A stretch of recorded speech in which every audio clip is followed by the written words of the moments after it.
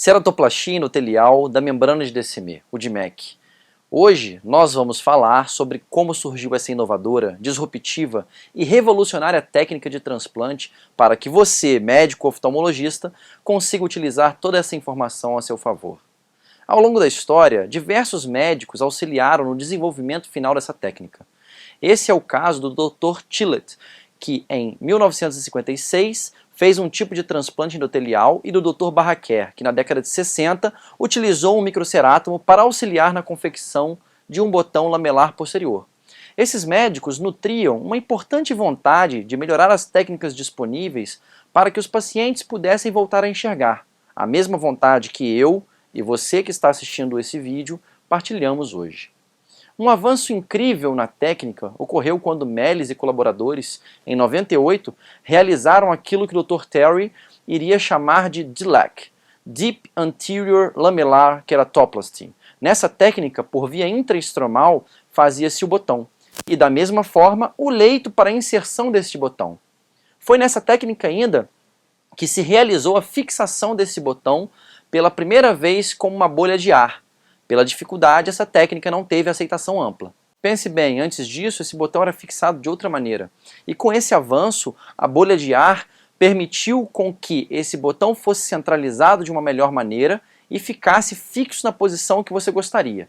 Com isso, 6 anos após, Meles e colaboradores trouxeram o conceito do DSEK, DCM Stripping Endothelial Keratoplasty, que facilitou a execução de forma importante, possibilitando maior capilaridade para a técnica. Nessa técnica, o botão doador é dissecado com uma espátula própria na córnea montada numa câmara artificial. Outros médicos, com isso, puderam realizar importantes contribuições. O Dr.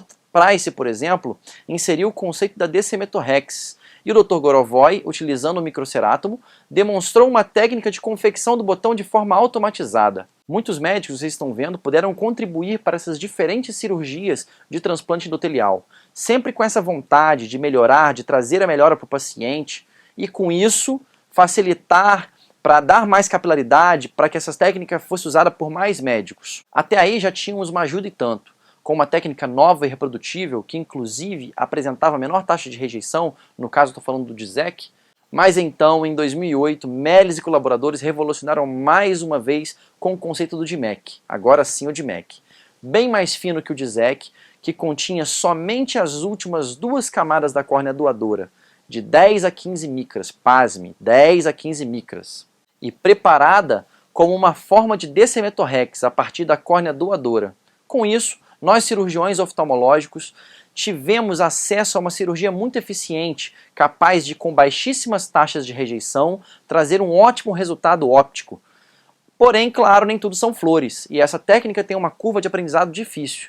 Por isso, a contribuição de Buzin e colaboradores em 2013 foi muito bem-vinda. O Ultra Thin DSEK, com paquimetrias próximas de 100 micra, trouxe o melhor dos dois mundos, baixas taxas de rejeição e bom resultado óptico, aliado a mais facilidade da manipulação do botão dentro do olho do paciente. Além disso, surgiu o PDEC, que usava uma técnica similar ao Big Bubble do Dalk, mas com a córnea invertida.